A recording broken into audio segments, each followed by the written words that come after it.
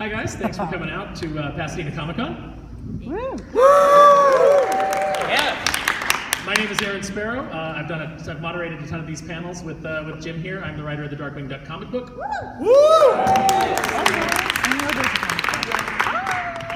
And the assemblage of talent here today, I'm going to let them introduce themselves because they can do it better than I ever could. They get paid to do this for a living. You just don't remember to use their our amazing. names. That's not fair. All right, go. Yes, go. Good afternoon. I am James Mathis III. I am the voice of Black Panther in Marvel's animated series and video games. Thanks for Hi everyone, I'm Renae Jacobs, and I am the original voice of April O'Neil on the Teenage Mutant Ninja Turtles. That's so funny. I'm Jim Cummings, and I'm not her. I do various characters Sure do. that you've all known and probably are sick of me and don't even know it. No. Thank you. No. I love it. Your turn, Brock, whose name I know. Oh, yeah. Yeah. I'm Brock Powell. I voice the Kool-Aid Man. See? Oh, yeah. Oh, yes. Yes. Mm-hmm. The third official voice. Okay. You kill, it's like the Highlander. You have to kill Okay. the others. Okay. Phil, that's the pictures, their blood. Okay. We'll go into that later. Derek Stephen Prince, bunch of stuff. Look it up in the program. Good old you. Good old him. All right, so my first question. When you got the call that you were booked as the Black Panther, who is just an incredibly iconic character, introduced in the Fantastic Four, beloved by many, you know, just one of those roles of just, what was your reaction? Well, there were two times that I got called. The first call I got was for Earth's Mightiest Heroes. And I didn't know very much about T'Challa, not very much about Black Panther at the time. So those, whatever 2 seasons that we did of that show was really kind of my introduction to the character. The most recent incarnation of him for Avengers Assemble, I was super excited about that. I think when that audition came around, the character had already come into the greater public awareness, and so there was a little more pressure to perform than there was the first time, because for Earth's Mightiest Heroes, not very many people knew a lot about T'Challa. Is that why you had to audition the second time, even though you'd already had the role once, because the expectation now for the character was higher because of he become more high profile? Well, I just didn't have a lock on the role. You know, I mean, I was cast to perform him in the series that we did, and then when they did a new series, I had to re-audition, which was kind of cool. I mean, we all remember Warrior Falls from the movie when it was, you know, someone's coming for your throne, you have to just kind of stand up. And thankfully, I did. Yeah. And now you can get double scale. So that's good. I like that. Yeah, it was super exciting. It was super Did you bring any vibranium? That's all I did. If I could just get like a penny. I got you, Jim. And by the way, everybody who's here on the panel today, if you haven't already seen them out in the convention hall, is signing. Does have things, so maybe you can stop by and get some vibranium at yours. Jim's got gas guns, floppy hats, pots of honey. That's right. You know, Renae has video cameras and That's right. camcorders. So Renae, Yes. Refreshing drinks. Beverages. how does when you're okay? So this is just kind of a question that I always think is really, you know, because I have been in places before where I've heard just somebody who's standing next to me in line or something start talking, and I'm like, oh my God, you're that character. Do you ever get people like just recognizing, like hearing the voice and going like, oh my God, that's a voice from my childhood? No. No. Because April has a lot more energy. When I, you know, and most people aren't, you know, Tigger and Winnie the Pooh. You know, and you walk around talking like that all the time. That's true. Most people aren't. No, most people don't recognize my voice, which is great actually, especially when Turtles first started. Every kid, probably all of you, had Ninja Turtle hats and T-shirts and socks and you name it. And you'd go out in public. I was in the park with my daughter, and I saw all these children. I realized that if it had been my face and not my voice, I wouldn't have been able to go out in public. It was that popular. So it's just fine that people don't recognize who I am. Or if you were Krang. Yeah. Or if you were crying, that would have been. And that Krang wasn't a performance, that was just his natural speaking. Or voice. Leatherhead. Or Leatherhead, right? Jim did the voice of Leatherhead. Fantastic character. I'm designated Cajun. That was always my, something I thought was interesting about the Darkwing Duck cartoon is there was a Cajun villain named Jambalaya J. Yes. And they did not, that was the one time they didn't ask you to come play the Cajun. That was like the only time. But then, you know, you got to do it in Princess and the Frog. Michael Goff's cool. Yeah, Michael Goff's a good guy. So, Jim, I heard a rumor, and I don't know, maybe you can confirm this for me. I heard a rumor that Honda Onaka from Star Wars, Rebels and Clone Wars, may be making an appearance on an upcoming season of The Mandalorian. And if you haven't heard this rumor, let's start it right now. I never heard that. Thank you. Yeah, it's true. That is a rumor.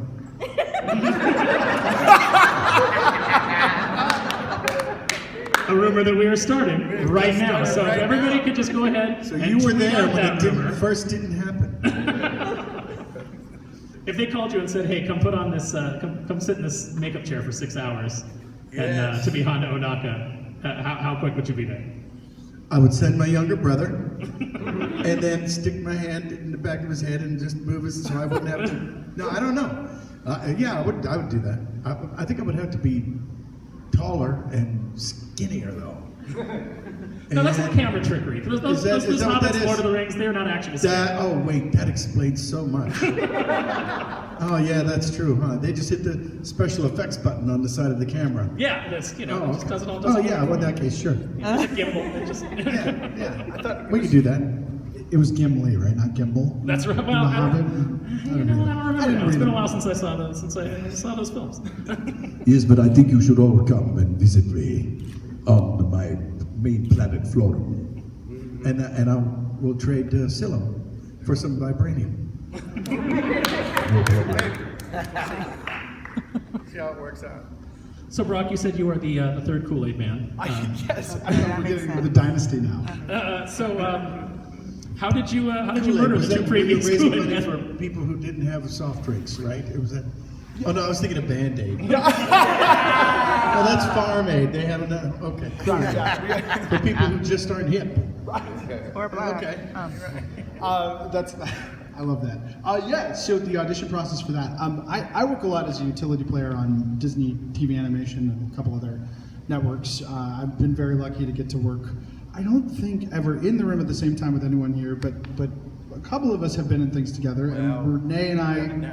Yeah, and now it's happening. And now you are in the same room together. Finally, thank you guys. I won a raffle. I'm not supposed to be here. And Renae and I not too long ago did a live reading of the original Ninja Turtles pilot with the entire cast, and I got to. You got to play Shredder. Oh my God, It's that was- fantastic. Yeah, pinch me with those. Yeah, it was crazy. But so I work a lot with people that are legendary, incredibly talented actors, and as a utility player, I jump in a lot to do incidental characters, a lot of voice matching. So the Kool-Aid thing was interesting because they were not looking for a voice match, but then ended up, we're not looking for something that sounds like the traditional Kool-Aid man like they do. And then they booked me because I was the guy that decided to go, oh yeah! And they were like, oh, we like that. There's something about it that's edgy. But it's just a poor impression of Macho Man Randy Savage. Yes. Yeah. Right? So oh yeah! So that's basically what I got. My biggest role to start was that, and then after that, a lot of video games. I get to voice double for Adam Sandler sometimes. I don't say blah blah blah unless I do say blah blah blah. Oh. That's stunningly close. Oh, thank you. Yes. Like I thought Adam Sandler. Like, Did walked you? in here. Yeah, I'm gonna do some scenes from Uncut Gems right now and stress Oh, okay, everyone out. cool. Let's do it. And we'll snub you for an Oscar too. Oh, thank you, please. Out of all the roles that you've played, Yes. what would you say is your favorite, and why?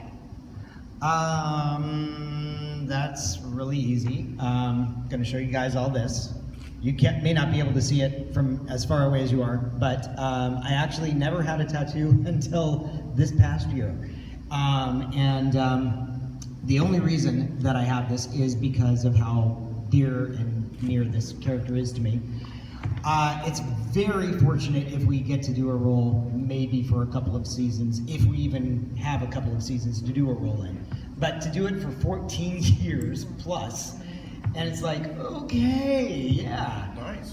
So Shino Aburame from Naruto/Boruto is probably my go-to. Yeah. Interesting. Yes. That's also Jim's go-to.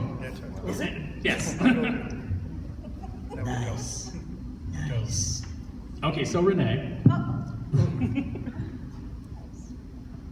the Ninja Turtles have like existed in ever since their debut. Like there's always been a Ninja Turtles every generation. It's basically an evergreen property. Evergreen. Evergreen. Funny. Yes. Wow. I don't want to put too much emphasis on it, but I was proud of that. Recently, Rob Paulson, who was originally Raphael, came back and played Donatello. Although there's not a lot of female roles for the Ninja Turtles, is there any other Turtles character that you'd like to take a shot at in whatever incarnation comes next? I'll do anything they ask me to do. I did play April O'Neil's mother on the Nickelodeon iteration. And she really wasn't her mother. She was a bot of some kind, an evil bot. But, you know, I was hoping she really would be her mother. But no. You know, it's an amazing show. It was great to be at Nickelodeon Studios and do that again. And, you know, any role they'd like to give me would be just fine. You know what, I'm gonna go ahead and do it again. I heard a rumor, now that there is a female Ninja Turtle named Jennica in the comics, that they are considering you for the role of Jennica Oh, I when like she gets that introduced. rumor. So let's start that rumor too. Yes, everybody write in. Top-notch rumor right there. Jim, Wow. Hey, you and I've done a few of these, right? yes. I think that was us. So, when you went into the room and you got to create Darkwing, which was not your first creative voice because you'd done some for Dumbo's Circus, but it was really kind of probably the biggest one that you'd had up until then, right? The lead. Close. Mm-hmm. I mean, yeah. What was kind of your process? Like, how did you go in, and what was it that Ginny McSwain, the director, gave you? You know, how did that process work where you came up with that voice? Well, I always say that Ginny's his mom and Tad Stones is his dad. You know, Ginny was the voice director, and for me, you know, it really helps when they have a picture of the character, because you look at him and he's not the biggest guy in the world, but he's not the smallest guy in the world. And then they said, well, we want him to be cartoony, but we don't want him to be really, you know, moronic and goofy, and not Goofy the character, you know, Goofy the stupid thing, you know. They wanted him to be kind of believable, and then you throw in the character traits. You know, he's real impressed with himself. Doesn't have any superpowers. He probably shouldn't be all that impressed with himself, but he is. And so you kind of put in some of that little snarky attitude. Oh, really? You know, and then they said, well, he looks a little like Daffy, but we're not going to, no spitting. So I said, okay, that's fair. Oh. And you know, just kind of blended around. And it's a bit of a molding process, you know. Well, you know, he's not going to be this kind of a guy. And no, that's a little too streetwise, too thuggish, New Yorkish, or whatever. Well, I don't know. What do you want me to do? Perfect. You know, so we stopped when everybody goes, oh yeah, well, let's do that then. You know, that's when you stop. And you go, well, I meant to do that, you know. And then, you know, all these years later, we get to talk about it. Hang out, yeah. How many people in the room here? Is there anybody here who is an aspiring voice actor themselves? Okay, yeah, see, I knew there'd be a few in. So when you're creating a character, you know, you get that script, and like Jim said, you know, maybe they give you a picture, maybe they don't. What's your kind of process? Very much like Jim, I always try and go off of the picture first. If there's a character description specifically, you want to try and adhere to that, because the writer spent a lot of time developing that particular character. There are some instances where you'll go in and you don't have a picture, and you may have a description, and they'll just say, we're just looking for something different. But they don't tell you what it is that they've seen, so you know what's different. Yeah, exactly. So they basically tell you like, hey, we don't know what we're looking for, but we'll know it when you do it. Right, exactly. That's what they say. Yeah, they do sometimes. It's printed. It's weird. I whenever I have an opportunity to borrow from an actor that I admire, I will do so. Give me like an example. Like, Okay, so I've been told in the industry when it comes, like to Joe Pesci, something like that. Oh my God. Wow. It's like, freaking spot on. You know what I'm saying? So they often say, hey, can you do some Pesci for me? Something like that. In some instances, I've borrowed a couple of times actually from some pretty good characters that have been out there. From Tim Curry, as Frankenfurter, though. From Let's that hear picture it. show. Let's hear it. Well, I do say, it's a bit of a thing. And it's proven very valuable. I didn't necessarily use the British interpretation, but any of you guys who are Kingdom Hearts fans did that. That was basically Vexen, but Kingdom American. Hearts. I wasn't sure they heard you say. Yeah. Kingdom Hearts. Kingdom Hearts. Vexen, but American, as Tim Curry, as Frankenfurter. Any Digimon fans? Digimon? Yeah, a couple of you guys. If any of you guys remember season 1 of Digimon, Piedmon, who was one of the bad guys, that was basically an incarnation of Tim Curry, but younger. So, yeah, It's interesting because as a writer, advice I got from Tad Stones when we started the Darkwing book was very similar to what you're talking about, which was he said, he read through some scripts and he said, if you want to really nail down your character voices for new characters that you create, think of what voice actor you would cast, and then that'll help you write to them. And that was the most invaluable piece of advice that I ever got, because what you guys do is so amazing, and the performances that I'm way more impressed with voice actors than I am with screen actors, because you have to create a character that is purely sound, purely your voice, and purely what you're doing. And You're onto something.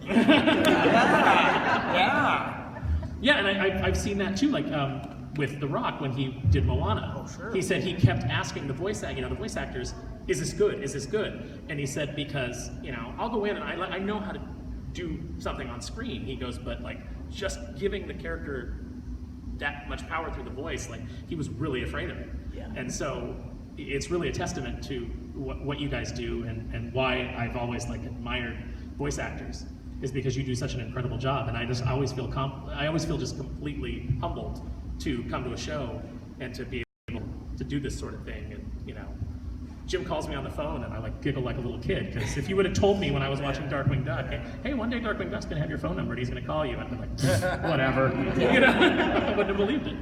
I would say if you are able to do accents or dialects, that is a big plus. But only if you if nobody could detect that you're not. What am I trying to say? If you can actually do it spot on, I would say yes, definitely add it to your repertoire. If you haven't done it enough where people would think you're actually from that place that you're trying to do, and they think you're from somebody else, like you're trying to be from Australia, but they think you're from Texas, But yeah, it definitely helps. I know native Australians that always get asked, are you British? Are you people just can't identify the accents. Yeah. Well, I'm sure you guys have some questions that you want to ask. Yeah? Anybody? Nobody? Nobody has anything? Yeah? Come on up. We'll, Jim Cummings, that would be you. Yes. Okay, but you have to say your name and your favorite dessert. Nice. Okay, good. I'm sorry, that answer was wrong. Keep going, I'm kidding. All right, Jimmy, go ahead. Then I'll repeat your question so that everyone, just in case. I can't help but feel that your Darkwing Duck voice has been reused for other characters. I just can't put my finger on it. So, what would you say you use that voice for? Oh, the question is, have you ever recycled Darkwing's voice for anybody else? Only at drive-thrus.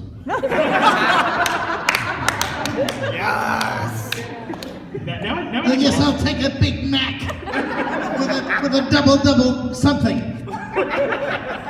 Stay dangerous. You know, and then, no. I don't think so. Have I? I don't think so. No, I don't think you have. I haven't Not heard that you. I I've can heard think people of. do impressions of you, including the new DuckTales show where Yeah. Drake Mallard is the actor. Yeah, that was a weird one. Is doing an impression of. Yeah, you that as- was odd. I didn't know what to think about that. I think he should have been a mime.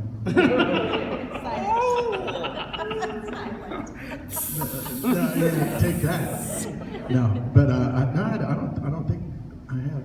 Feels like the character Cat from Cat Dog has the same voice as the Oh yeah, that's funny. I always thought of it was a little bit of Jackie Gleason, but okay. Yeah, but sure, I guess. Yeah, it's in there. Well, I always say, you have so many voices. I go, well, I just have one, but it really bends. I can really bend it well. So. All right, thanks. Yeah, but keep me honest if you catch me on something else. All right. And keep other people honest if they're just ripping these guys off. Yeah, do that too.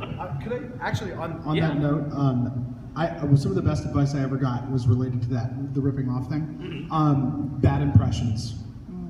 Bad impressions make a new character. So a lot of times, especially, you don't have a picture and you've just done 3 voices, and on a union contract, they can ask you to do up to 4, the whole thing, and you have to make them sound different. So when you're in the booth and they're like, so you're all 3 of these characters talking to each other.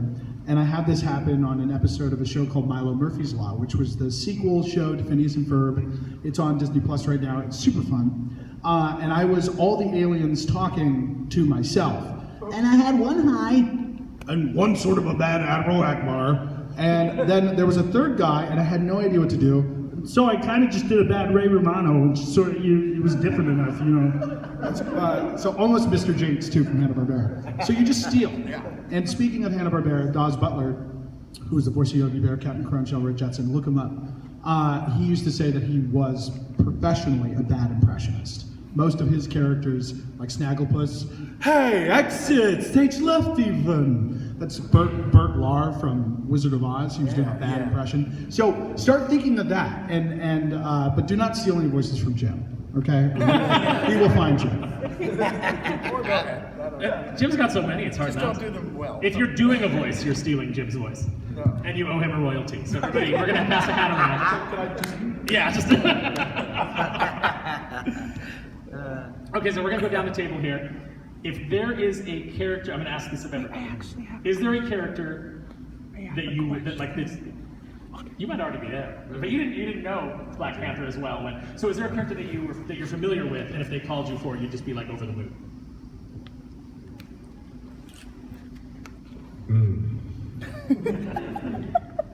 No. No.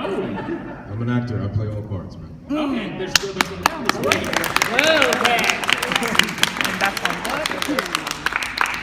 Renae, same answer, or do you have somebody that like you're very like a character that is beloved to you, and you're like, man, I'd really like to take a shot at that one? That's a great question. That's a hard question to answer. I would love for our entire cast and me to do another Ninja Turtles series. I think these guys are the best of the best. I think they created the best characters with the most different kinds of voices, with the best chemistry. And to be in that room again, throwing that sand around with the most amazing, lovely people would be just so fun. And then the idea that, anything they throw at you that you get to try is a joy. So I wouldn't want to copy anybody's character or, redo someone else's character, but the opportunity to create new characters are just, it's hard to describe. It's just magic. So that would be my answer, I guess.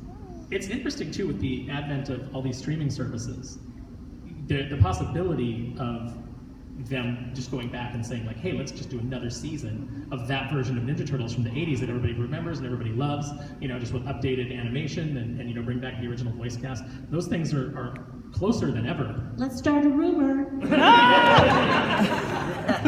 Yes. Yeah, well, For me, I always wanted to be April O'Neil. So take a shot. Yeah, and as far as gosh, I don't know. The character probably hasn't come up yet that I would like to do that I haven't done, or you know. But you know, I don't. Anything beyond that sounds like jealousy or envy. So I'm okay with that. I'm good. Well, You not know, necessarily everybody anybody can have- else's character. Yeah, but- anybody else? Yeah. Gosh, I don't know. Yeah, boy, I don't know. Maybe some fantastic biblical character, like Samson or somebody, because then I wouldn't have to work out anymore. No, I don't know. I don't know. I'll keep you No, you're posted. gonna have to go on that Chris Hemsworth diet. Even though you're gonna be behind the scenes, you're gonna have to get ripped. Yeah, oh yeah. Just for the publicity shots. That would rip me.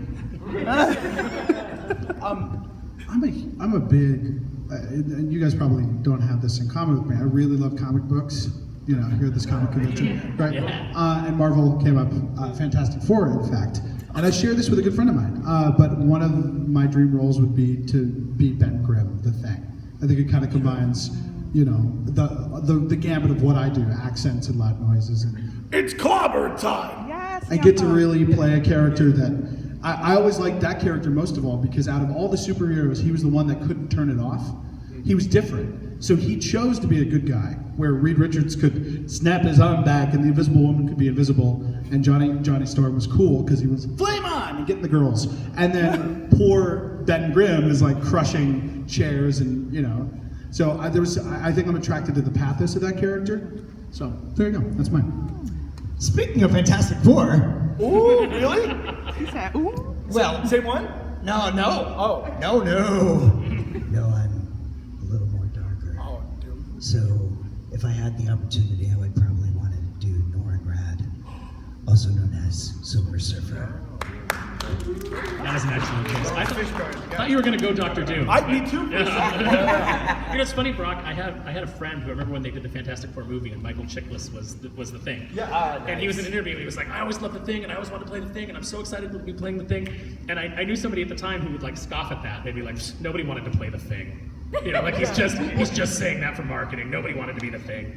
And now you're saying you want to be the Thing. that's So my- that has proven his theory wrong. Isn't that weird? I You know. and Michael Chiklis.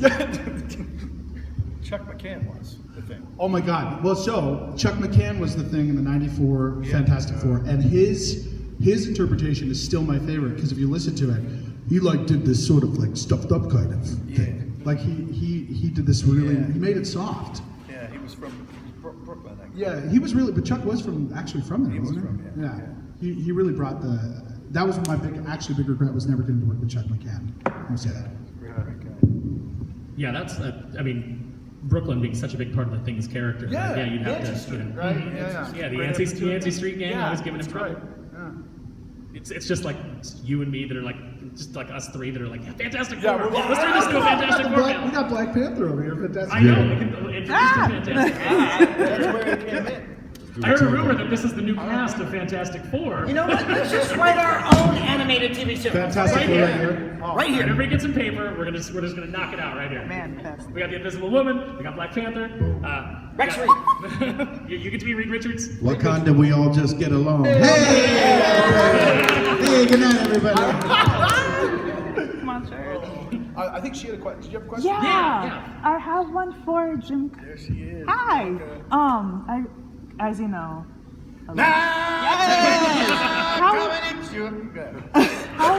Okay, I just really want to know how it was like recording the movie and work. Did you ever work Which with movie? Lion King? I'm kidding with you. Did you? I heard a rumor about Lion King actually. Since that's your question, I heard that you actually sang in The Lion King and you were not credited. Oh. I heard that too. Oh wait, it's true. That's why. Ah. But yeah, actually, I was credited, but people don't really dig them. You know, one of my favorite things is no, that wasn't you. That was Jeremy Irons. I go, I don't know. Sure, pretty sure it was me. You know, be prepared. And they go, okay, that might have been you. But yeah, what was the rumor? I mean, oh wait, no. I Yeah, what was the totally question? sidetracked. Okay. I apologize. Yeah, that's right. I just really want to know how it was like to record the movie. Yeah. How it was like to work. Did you ever work with James Earl Jones? No. Oh, you didn't. No, but you want to hear a funny story? Yeah. Okay. This is a long, long time ago, and I was there that day, but I wasn't in the bathroom at the time. And a buddy of mine, Tom Kane, there was a studio on Melrose Avenue downtown, in Hollywood, and it's called Buzzy's. And James Earl Jones talks, and it's like a church organ. You gotta shut up. Right. James is talking. Shut up. Right. So Tom was in there, and he went to the bathroom, and he's and James Earl Jones would only record at Buzzy's because he had a favorite engineer. And if you're James Earl Jones, you can do whatever the hell you want. Right. And so Tom says I was standing there and I was washing my hands and I was getting ready to go, and I hear, "This is CNN. This is CNN. This is CNN. No. So cool. This is CNN. Yes."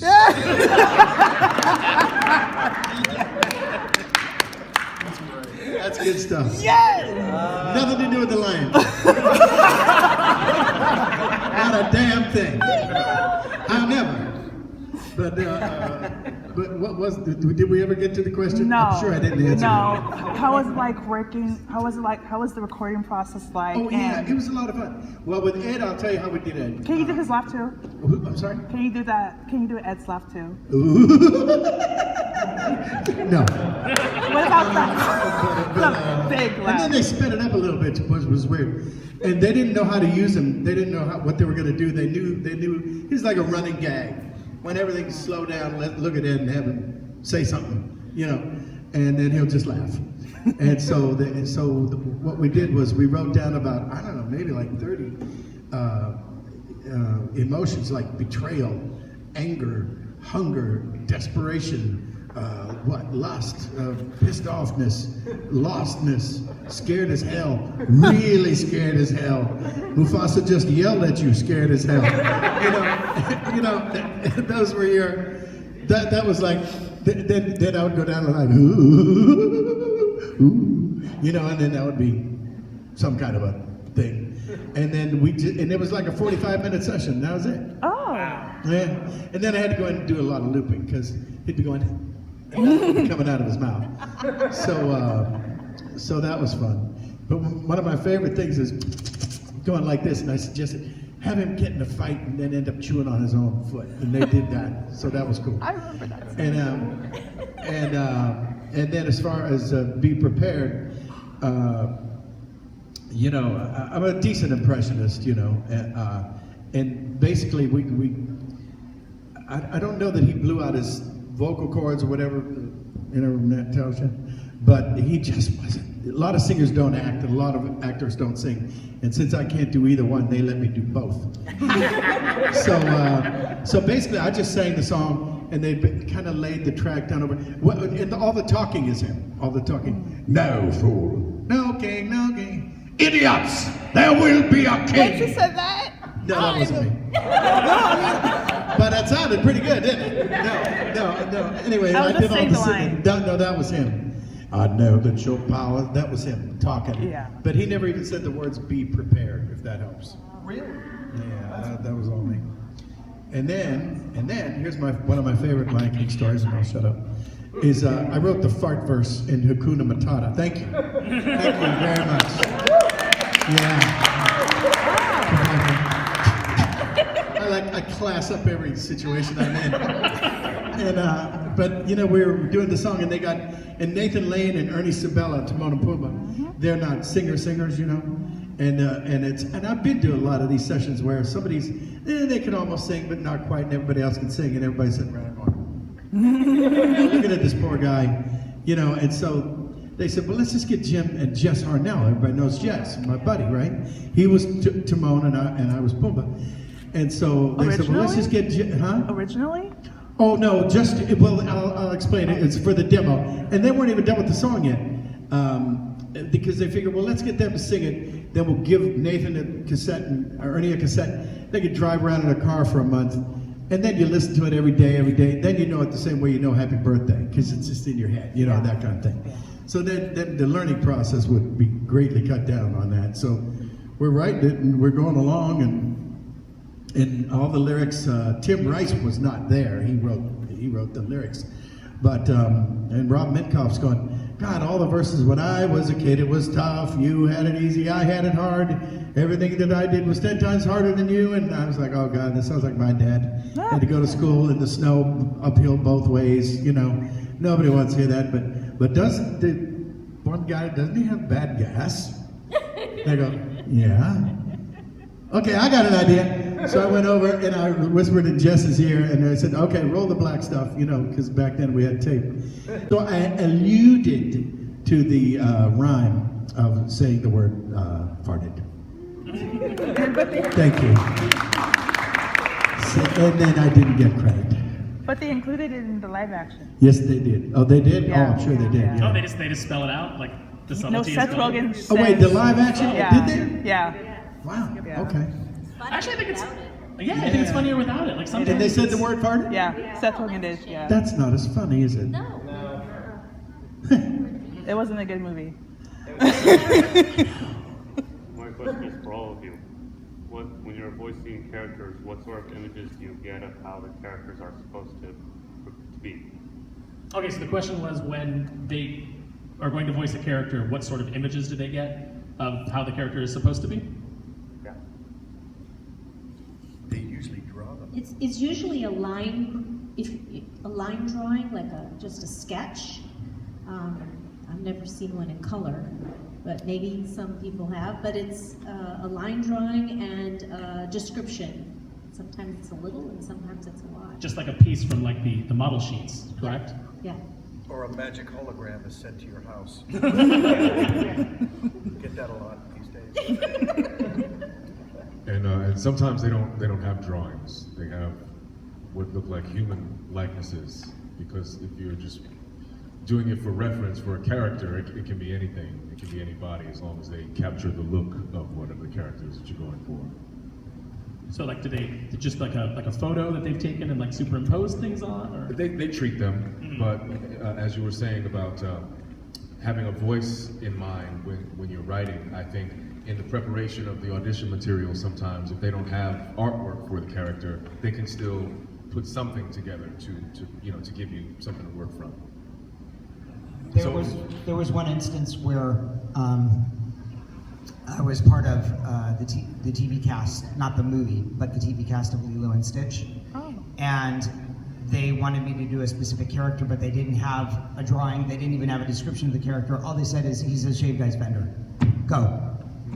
And so based on the fact that I was brought in specifically because, speaking about dialects, I was brought in because I knew Pidgin, which is the local dialect of Hawaiian. And so because I knew how to do that, they just said, just come up with something. I said, okay. So like something like this. And they go, yeah, that's perfect, go. I go, okay, there it is. Hey, Lilo, how you doing? You know, and that was it. That's great. Yeah, there you go.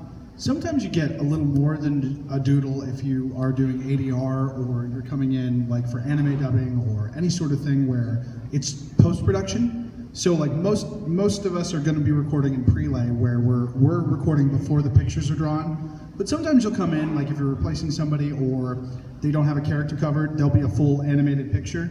A lot of times in anime, you'll actually get to hear the original language and with the picture and the animation, and then you have to figure out what that character would sound like instantly and go, you know, and so you have to really kind of trust your gut on that. So sometimes you get the picture.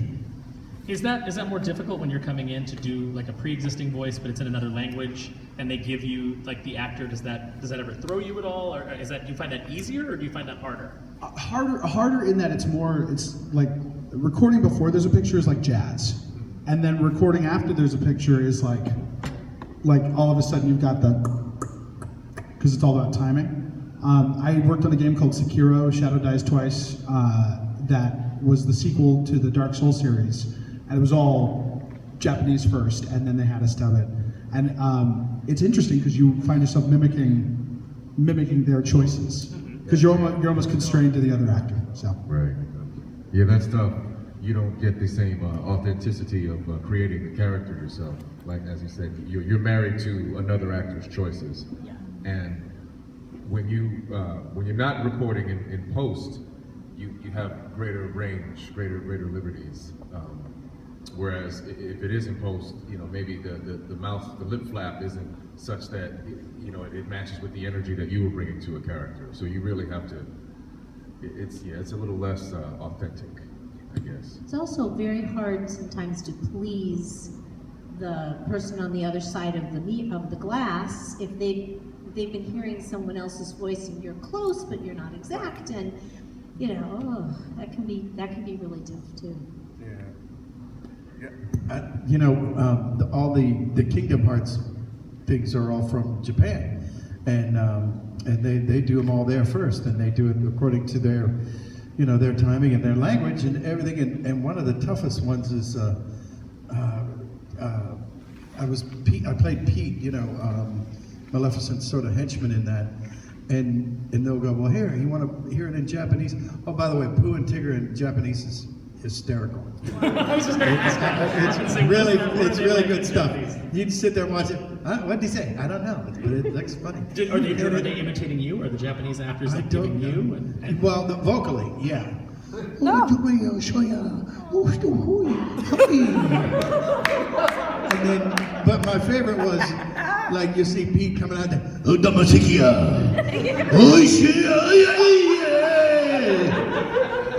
and my line was, man, I'm hungry. So you really have to get creative. But I'm hungry. I mean, wait, that's the wrong language. So you got to watch out. You can hurt yourself doing some of those ADRs. Out of all of the characters, I would think that Pete would be the one that translated the best into Japanese. Yeah, well, the dramatic, bombastic. Yeah, he looks ticked off in any language. Hey, it's kind of similar. Very close. Anyway. Does anyone else have a question? Yeah, sir, go I ahead. just have one quick last one for Renee. No, that's okay. I've always wanted to ask this to everyone who's ever played April, because I think There's only one actress who's ever played April. That's the rumor I heard. My God. Right there. My apologies. No, I was kidding. Okay. I'll repeat your question for the people in the back. So. No, it's okay. I was just wondering, I've always thought that April has always talked about as a really unique character, because sometimes she's sort of a victim in distress, and other times she's like one of the heroes. So when you were in the booth really doing it, did you feel like you were constructing more of a hero or more of like a victim character, or both? How did you feel? So the question has to do with April and kind of what happens to her in the show. Is she a victim? Is she a hero? And, one of her big lines almost in every show is, "Put me down, you big ape!" Which kind of tells you she's being carted off and the turtles are going to save her. But She's a hero. she's a hero in distress. I never felt that April was a victim, because even when she said, "Put me down, you big ape," she didn't say it out of fear. She was pissed, again.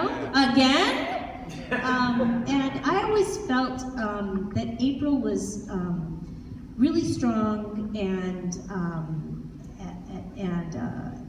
those were the days when women didn't have as many opportunities. And I don't want to date myself, but I've had a lot of women come up to me and say, because of April O'Neil, I didn't feel I had to go down that traditional role. I was in the military, I became a teacher, or I became a doctor or a nurse or whatever.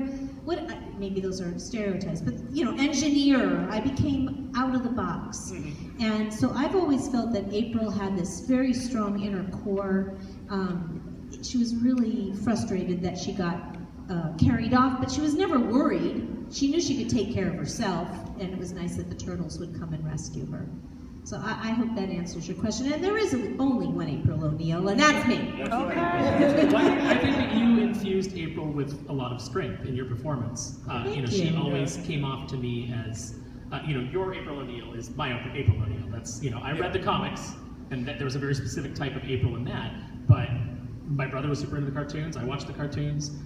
your April was my April. She was a tough reporter. She was a Lois Lane type. She was out there getting the story, putting herself in danger. And yeah, occasionally she'd get carried off by a giant warthog or a rhinoceros, but you know, she was always ready to. Well, I kind of patterned her after me in a way. I've traveled all over the world. I've performed all over the world. I speak different languages. I sing opera. You know, I just was never told that I had to be anything but what I wanted to be and that I could do anything I wanted to do. And so when this real character, you know, I'd always played like really cute little things, and those were things that were kind of hard to instill, you know, confidence and power. So when I got to do April, this was an opportunity that just didn't exist in the cartoon world for women. And so I really felt that she would, she'd be tough, she'd be loyal, she'd be a great friend, and she would set an example of how women can be or should be. So that's, I don't know, that's it. That's very Yeah, fantastic. All right,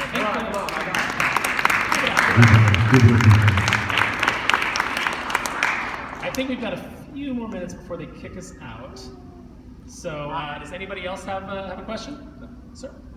And then I'll go to you next. Well, I have two things. First off, it depends, Aaron. I think there's a difference between playing the thing, dressing up as it, and voicing the thing. Okay.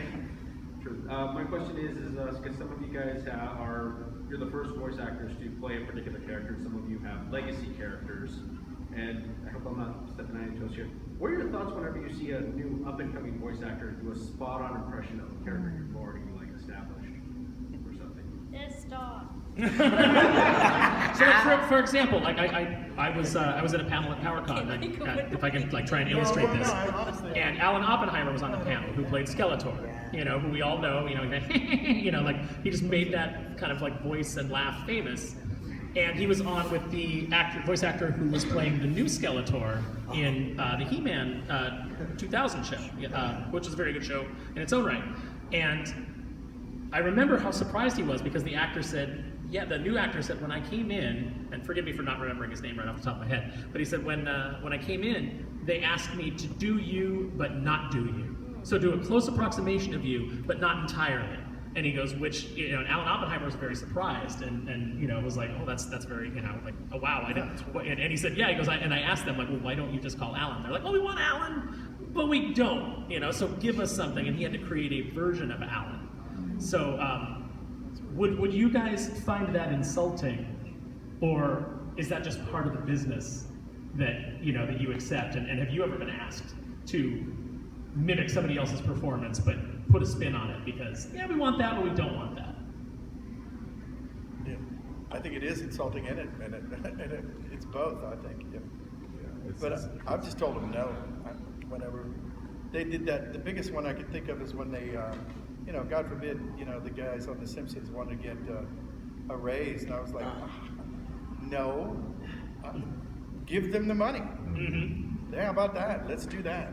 You know, they didn't do that with like Jerry Seinfeld on Seinfeld. Of course, a bit of a harder one on that one, but you know, in Cheers, they didn't get rid of Ted Danson and get somebody. You know, no, pay him. He's the reason. The reason the show's you're renewing it again and again and again is because of them. Maybe you want them to stick around. You know, you know. One thing that has come up for me in the past year is that there's a difference between my T'Challa and Chadwick's T'Challa. And thankfully, no one has asked me to be Chadwick being T'Challa because I don't play that, right? We're both actors playing a character. So he's made his choices and I've made my choices. And it just so happens that the character is very new in that there haven't been very many actors who've played it, you know. So who knows? 10 years down the line, we'll have another sample, you know, to be able to compare. But mine is a little more bottom heavy, you know. And these are things that I can do because of the medium, because I'm a voice actor.